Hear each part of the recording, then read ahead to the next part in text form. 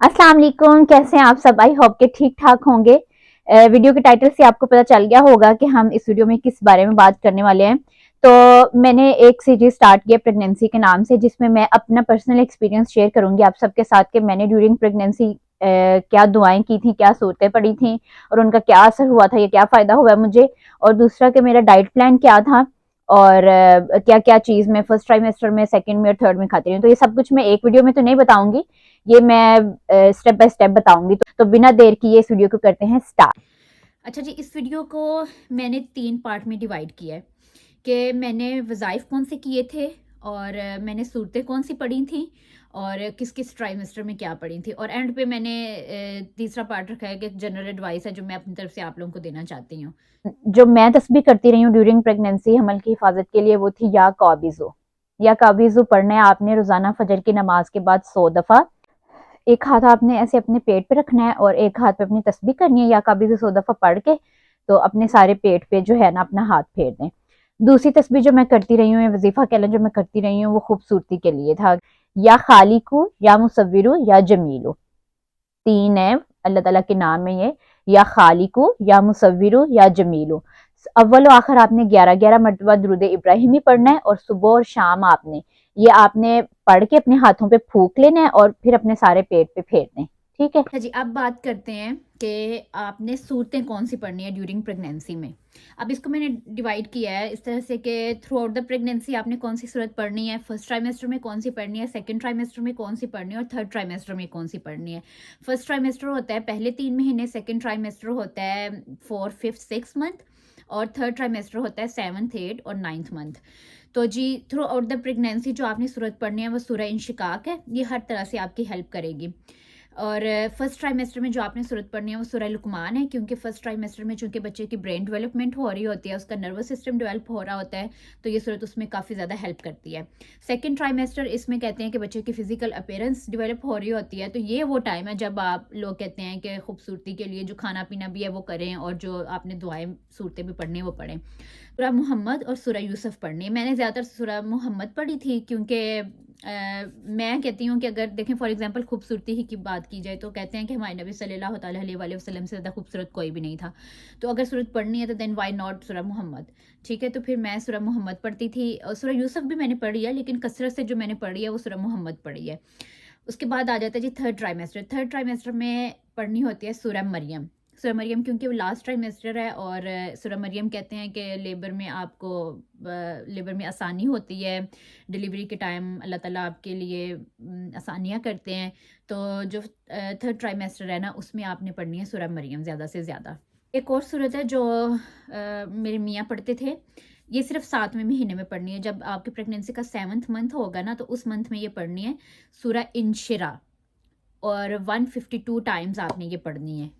और ये सिर्फ हस्बैंड ने पढ़नी है, आपने नहीं पढ़नी है। हस्बैंड आपके पढ़ के तो बेबी के ऊपर फूंक मार। तो सबसे पहले तो ज़्यादा से ज़्यादा दरूद पाक पढ़ना है। दुरूद इब्राहिमी चूंकि बड़ा है, तो एक दरूद पाक है जो कहते हैं ख़ास तौर पर ड्यूरिंग प्रेगनेंसी भी आपको ज़्यादा से ज़्यादा पढ़ना चाहिए, और लेबर के दौरान भी आपको पढ़ना चाहिए। दूध है अस्सलामु अलैकुम या अय्युहन नबी व रहमतुल्लाहि व बरकातुहू। ये मैं नीचे भी लिख दूंगी अरबी में, तो आप लोग वहाँ से भी देख लीजिएगा। ये ड्यूरिंग द प्रेगनेंसी भी आपको ज़्यादा से ज़्यादा ये वाला दरूद पढ़ना चाहिए, और लेबर के दौरान भी ये वाला दरूद पाक पढ़ें। ठीक है, उसके बाद है सूरह मरियम। सूरह मरियम जैसे कहते हैं कि थर्ड ट्राइमेस्टर में आपको लेबर में आसानी के लिए पढ़नी चाहिए। तो जब आपकी कंट्रैक्शन स्टार्ट हो जाए जब आपको, तो उस टाइम भी आपको सूरह मरियम पढ़नी चाहिए। अब अगर आप खुद नहीं पढ़ सकते हैं उस टाइम, जाहिर सी बात है बंदा खुद तकलीफ में होता है, तो समझ ही नहीं आ रही होती क्या करना है, तो आप इसको फ़ोन पे लगा के सुन सकते हैं, यूट्यूब के ऊपर लगा लें और सुन। अच्छा जी, अब जनरल एडवाइस जो मैं आप सबको देना चाहती हूँ मेरी तरफ से, कि आप जितनी नमाज़ें पढ़ सकते हैं ना, कोशिश करें मियाँ बीवी दोनों मिलके नमाज़ें पढ़ें। ठीक है, जितनी आप पढ़ सकते हैं कोशिश करें वो पढ़ें। सूरतें तो सूरतें तो आपने पढ़नी है। इसके अलावा कुरान पाक कोशिश करें कि एक कुरान पाक तर्जमे के साथ ड्यूरिंग प्रेगनेंसी लाजमी आप एक फ़िनिश करें। नंबर 3 कहते हैं कि बच्चा जब माँ के पेट में होता है तो वह सर्टन साउंड्स और म्यूज़िक को जो है ना रिकग्नाइज़ कर लेता है। तो कोशिश करें कि कुछ चीज़ें सुना करें। फॉर एग्ज़ाम्पल कुरान पाक की तिलावत मैं सूरह रहमान सुनती करती थी, उससे सुकून भी बहुत आता है। सूरह रहमान लगा के सुन लिया, کچھ میں وہ قوالیاں سنتی تھی، اگر میرا کچھ اس طرح سے سننے کو دل کر رہا ہے، وہ جو ہیں ہمارے نصرت فتح علی خان کی قوالیاں سنتی تھی میں.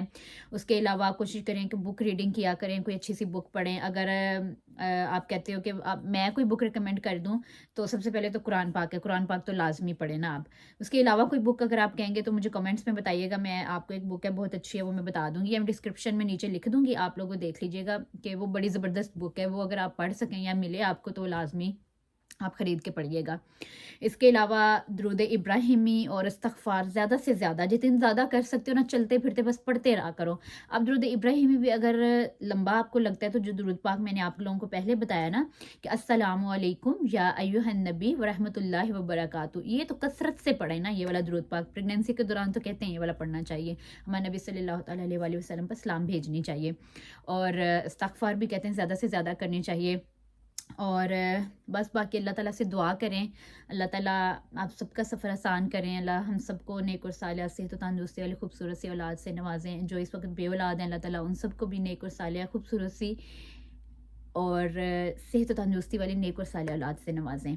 تو جی آج کی ویڈیو میں صرف اتنا ہی. یہ تو وہ دعائیں یا صورتیں یا وظائف تھے جو میں اپنی پریگنینسی کے دوران کرتی رہی ہوں، اور الحمدللہ ان ساری چیزوں نے بہت ہیلپ آؤٹ کی ہے مجھے.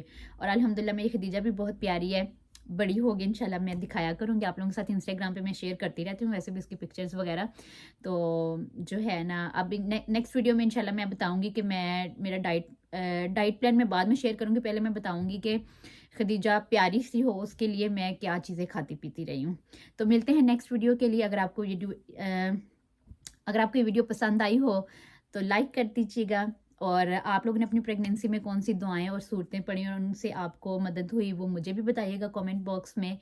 اور چینل کو سبسکرائب کر دیں تاکہ آگے آپ کو اس طرح کے مزید ویڈیوز مل سکیں. Thank you, bye.